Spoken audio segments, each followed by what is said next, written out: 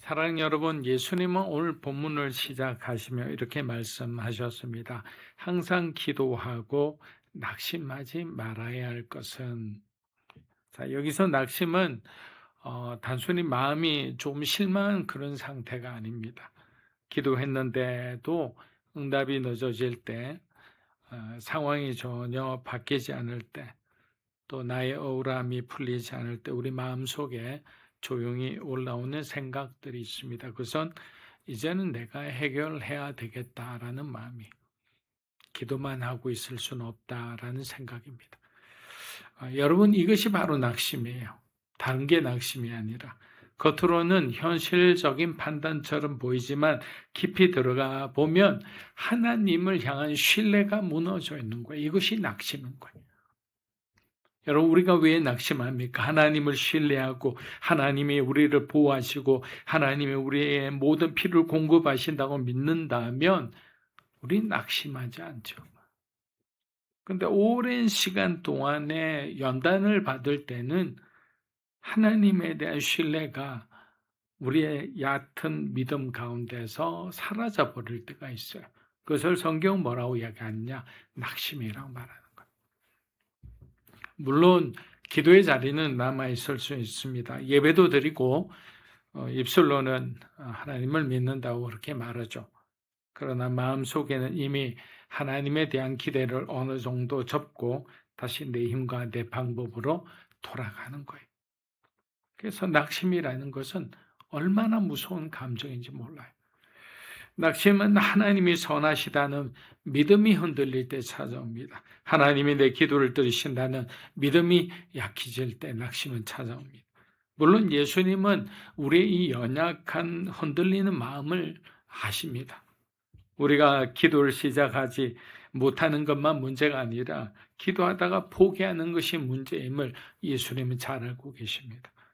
하나님께 나아가면서부터 어느 순간부터 하나님의 시간을 기다리지 못하고 내가 나를 구원하려는 마치 사울과 같은 마음으로 돌아서는 것도 예수님은 알고 계십니다. 그래서 주님은 한 과부의 이야기를 들려주셨습니다.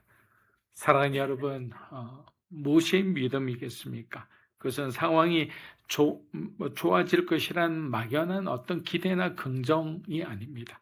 믿음은 낙심할 수밖에 없는 상황 속에서도 낙심하지 않고 하나님 앞에 엎드리는 끈기이며 동시에 내 공로가 아닌 하나님의 자비만을 붙드는 겸손이 바로 낙심하지 않는 믿음인 거예요.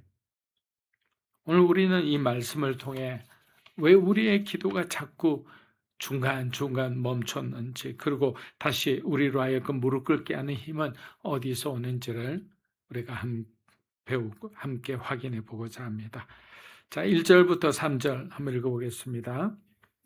예수께서 그들에게 낙심하지 말아야 할 것을 비유로서 이르시되 어떤 도시에 하나님을 두려워하지 않고 사람을 무시하는 한 재판장이 있는데 그 도시에 한 가부가에서 자주 그에게 가서 내 원수에 대한 나의 원한을 풀어주소서 하되. 자, 이제 예수님은 한 이야기를 들려주십니다. 어떤 도시에 한 재판장이 있었어요. 재판장이란 아주 중요한 위치죠. 그런데 이 재판장은 보통 재판장이 아니었습니다. 예수님은 그에 대해 이렇게 말씀하셨어요.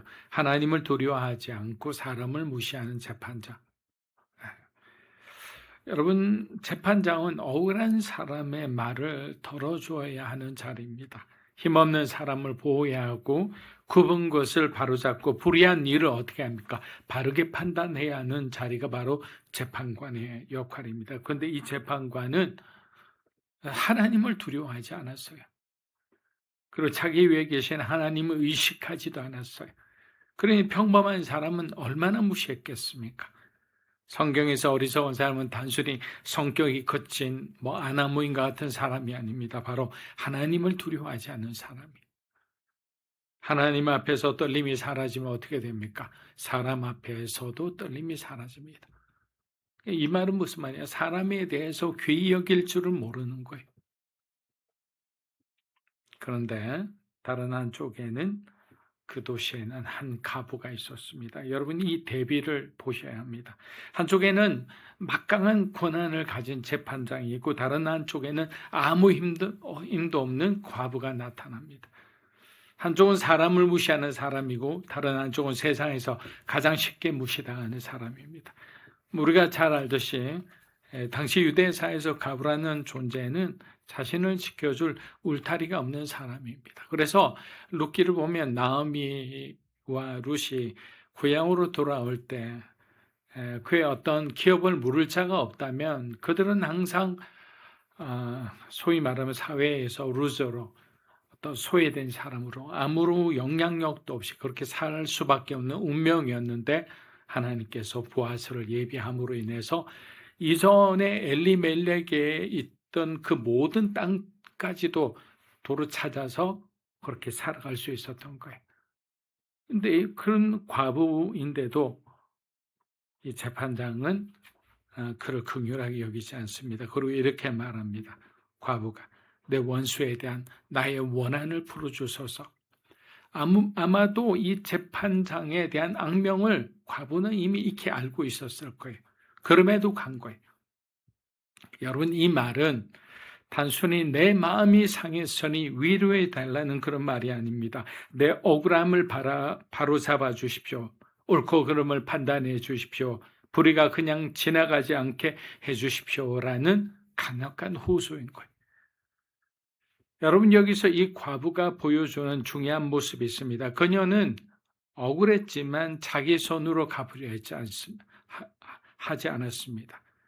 무시당했지만 포기하지 않았고 힘이 없었지만 아무데나 달려가지 않았어요. 성경 속 여러분 유명한 한나도 그랬어요. 사무엘의 엄마죠. 한나는 마음이 괴로웠어요.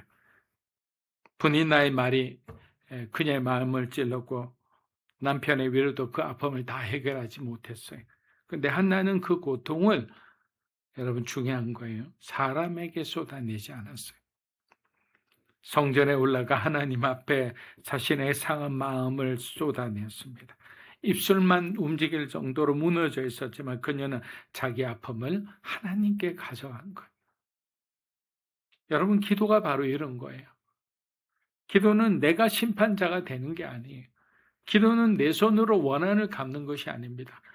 우리는 때로는 기도하면서 마치 누구를 저주하고 누구를 심판하고 내가 가장 의로운 사람처럼 기도할 때가 있는데 그렇지 않습니다.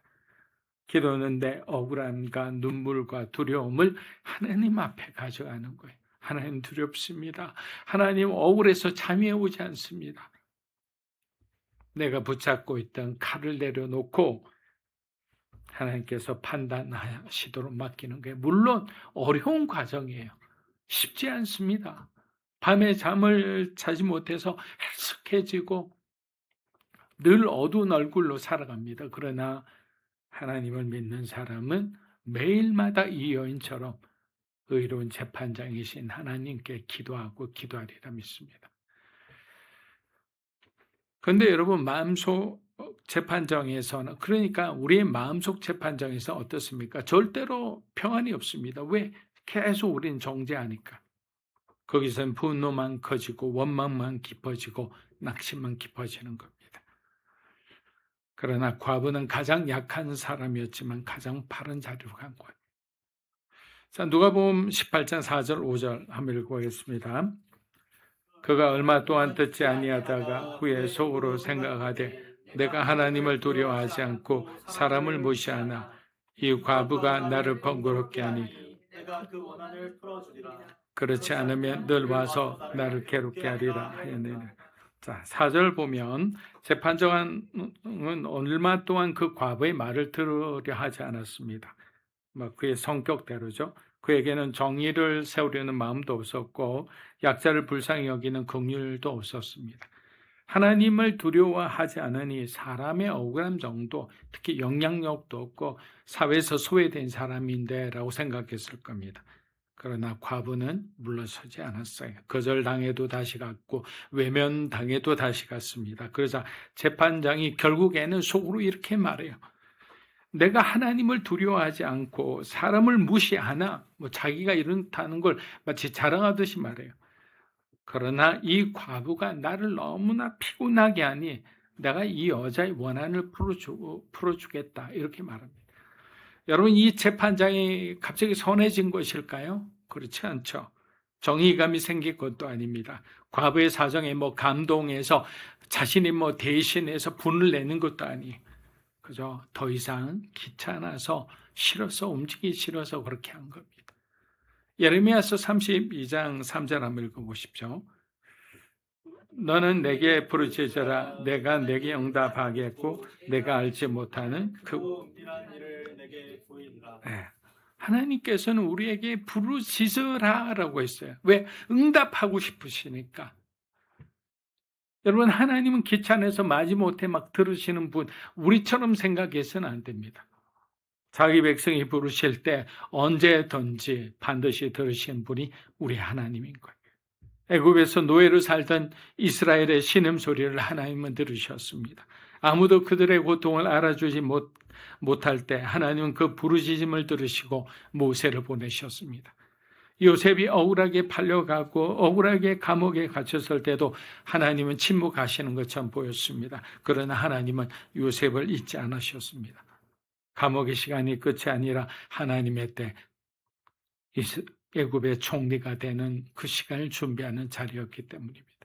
다니엘의 세 친구가 여러분 그 10대 어린 소년들이 풀무불 앞에 섰을 때도 하나님은 그들을 외면하지 않으셨어요. 그들이 불 가운데 던져졌지만 하나님은 그 불 속에서도 함께 하셨습니다. 그렇습니다. 하나님은 자기 백성의 억울함을 가볍게 결코 여기지 않으십니다. 우리의 눈물을 모른 척하지 않으십니다. 응답이 늦어지는 것처럼 보여도 하나님은 저와 여러분의 기도를 듣고 계시는 거예요. 그러므로 이 비유의 핵심은 하나님도 계속 귀찮게 해야 겨우 응답하신다가 아닙니다. 오히려 정반대인 거예요. 불의한 재판장도 과부의 호소를 끝까지 외면하지 못했다면 하물며가 들어가야 되는 거예요. 하물며 선하시고 의로우신 하나님께서 자기 백성의 부르짖음을 외면하시겠느냐라는 것이 지금 누가가 예수님의 말씀을 전하는 거예요. 자, 우리 9절 12절 한번 읽어보겠습니다. 또 자기를 의롭다고 믿고 다른 사람을 멸시하는 자들에게 이 비유로 말씀하시되 두 사람이 기도하러 성전에 올라가니 하나는 바리새인이로 하나는 세리라. 바리새인은 서서 따로 기도하여려되 하나님이 나는 다른 사람들 곧 도색, 불의, 간음을 하는 자들과 같지 아니하고 이 세리와도 같지 않음을 감사하나이다. 나는 일회에 2번씩 금식하고 또 소득에 11조를 드리나이다. 아멘. 여러분, 예수님의 비유는 때로 우리를 당혹스럽게 만듭니다. 특히 9절에서 비유의 대상을 명확히 밝히실 때 그렇습니다. 이 말씀은 대놓고 죄를 짓는 자들이 아니라 자기를 의롭다고 믿고 다른 사람을 멸시하는 자들을 향해 예수님은 말씀하고 계십니다. 오늘날 교회 뒷자리에 앉아있는 구경꾼이 아니라 가장 앞줄에서 가장 열심히 종교 활동을 하는 우리가 이 비유의 1차적인 타겟이라는 거예요. 성전으로 올라간 두 사람을 보십시오. 한 명은 바리새인입니다. 그는 당시에서 사회에서 도덕적 완벽함의 상징이었습니다. 그래서 마을을 이렇게 어설렁 가면 사람들이 와서 인사를 하고 덕담을 듣기 위해서 그렇게 귀를 쫑긋하고 그렇게 있기도 하고 이랬습니다. 근데 바리새인은 그것을 오히려 즐겼던 거예요. 근데 그의 기도를 한번 들어보세요. 사실 이것은 기도라기보다는 하나님께 제출하는 자기 홍보용 이력서와 가깝습니다. 하나님이여 나는 다른 사람들과 같지 아니함을 감사하나이다. 그의 감사는 하나님의 은혜에 대한 감격이 아니라 타인과의 비교에서 나는 우월감인 거예요. 그는 자신이 하지 않은 일들, 도색, 불의, 간음을 목록으로 만들고 자신이 하고 있는 일들, 금식 11조 등을 아주 훈장처럼 내보입니다. 율법이 요구하는 것 이상을 행하고 있다는 자부심이 그의 영혼을 가득 채우고 있었어요. 여기서 우리는 종교적인 열심이 어떻게 치명적인 독이 될 수 있는지를 목격합니다. 바리새인의 문제는 그가 금식을 하거나 11조를 드린 것 자체가 아니었어요. 그의 종교적 성취가 하나님을 향한 절대적인 의존이 아니라 다른 사람을 향한 멸시의 근거가 되었기 때문입니다. 그는 성전에 하나님을 만나러 온 것이 아니라 자신이 얼마나 괜찮은 사람인지 확인받으러 왔습니다. 그는 하나님께 아무것도 구하지 않았어요. 왜냐하면 그는 이미 스스로 모든 것을 갖추었다고 믿었기 때문입니다. 여러분, 이것이 낙심하지 않는 기도의 가장 대척점에 있는 모습인 거예요. 낙심하지 않는 기도가 하나님의 전적인 자비에 매달렸다면 바리새인의 기도는 자신의 의로움에 도취된 기도였습니다. 그는 서서 따로 기도했지만 사실상 자신과 주변 사람들에게 자신의 기도하는 모습을 들려주기 위한 것이었습니다. 그래서 예수님은 이제 또 다른 한 사람을 보여주십니다. 사람들의 눈에는 죄인처럼 보였지만 하나님 앞에서는 누구보다 참된 기도를 드린 사람, 바로 세리입니다. 우리 13절, 14절 읽어보겠습니다. 세리는 멀리 서서 감히 눈을 들어 하늘을 쳐다 다만 가슴을 치며 이르되 하나님이여 불쌍히 여기소서 나는 죄인이로소이다였느니라. 내가 너희에게 이르노니 이에 저 바리새인이 아니고 이 사람이 의롭다 하심을 받고 그의 집으로 내려갔느니라. 무릇 자기를 높이는 자는 낮아지고 자기를 낮추는 자는 높아지리라 하시니라. 여러분, 이제 카메라의 앵글은 성전 저 뒤편 구석진 곳에 몸을 웅크린 또 다른 한 사람에게 향합니다. 그 사람은 세리였습니다. 여러분, 당시 유대사회에서 세리라는 이름은 단순히 직업을 뜻하는 말이 아니라 공인된 죄인의 대명사와도 같았습니다. 그의 기도는 바리새인의 화려한 독백과는 대조적으로 초라하게 그지없었습니다. 그는 감히 눈을 들어 하늘을 보지 못했습니다. 그저 가슴을 칩니다.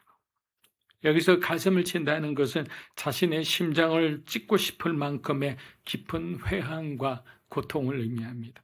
그의 입에서 터져 나온 한 문장은 이것입니다. 하나님이여 불쌍히 여기소서 나는 죄인이로소이다. 하나님이여 나를 불쌍히 여기소서. 여러분, 이 짧은 기도에는 신학적 정수가 다 담겨 있습니다.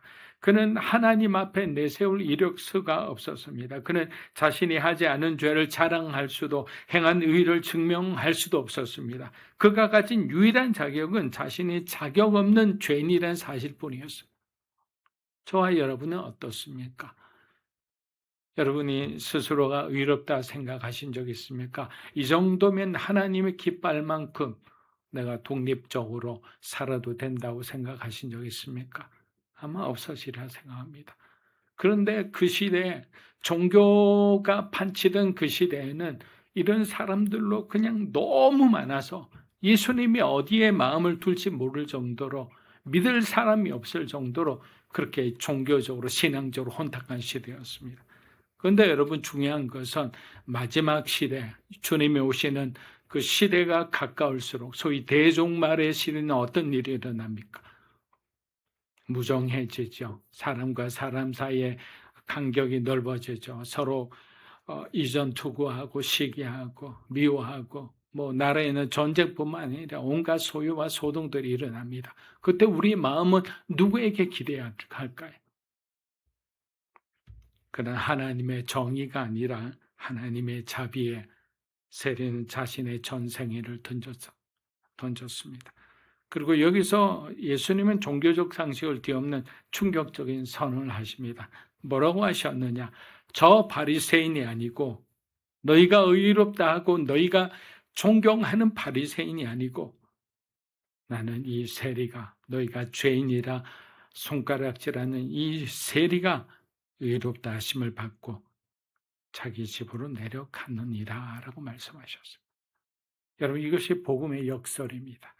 도덕적 우월감으로 무장한 종교인이 아니라 자신의 파산을 선언한 죄인이 오히려 하나님 앞에서 의롭다 하는 판결을 받았던 거예요. 왜입니까? 하나님은 자기 의로 가득 찬 손을 흔드는 자가 아니라 빈손을 내밀며 하나님 앞에 울부짖는 자를 채우시기 때문에 예수님은 그래서 마지막으로 결론을 내리십니다. 무릇 자기를 높이는 자는 낮아지고 자기를 낮추는 자는 높아지리라. 너무나 유명한 말씀 아닙니까? 신앙생활을 오래 할수록 우리는 자꾸만 바리새인의 자리에 서고 싶은 유혹을 받기도 합니다. 기도가 응답되지 않을 때 낙심하는 이유도 사실은 하나님 그동안 내가 수십 년 동안 이만큼 했는데 왜 하나님 나에게는 주시지 않습니까? 라는 자기의가 깔려있기 때문일 때가 너무나 많은 거예요. 여러분, 내가 이만큼 했으니 하나님 이 정도는 해주셔야 되지 않습니까? 라는 것은 정당한 하나님께 대한 요구가 아니라 나의 의라는 거예요. 아직도 내 의가 살았고 내 연민이 살았고 내 주장이 살아있는 거예요. 그럼 그 사람을 하나님 쓰시려면 어떻게 하실까요? 하나하나 무너뜨리겠죠.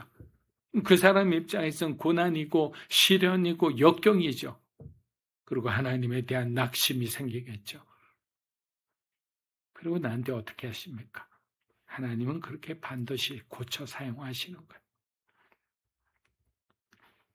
여러분, 진짜 믿음은 뭡니까? 응답이 더될지라도 낙심하지 않고 끝까지 기도할 수 있는 힘은 내가 대단한 존재가 아니라서, 그러니까 대단한 존재라서가 아니라 하나님이 자비로운 분이라는 사실을 우리가 끝까지 믿는 데서 나온다고 생각합니다. 성도 여러분, 하나님은 오늘 우리에게 완벽한 이력서를 요구하지 않으십니다. 그분은 우리의 무너진, 우리의 상한 마음을 찾으십니다. 예수님은 앞에서 2절 9절 8절에서 이렇게 물으셨어요.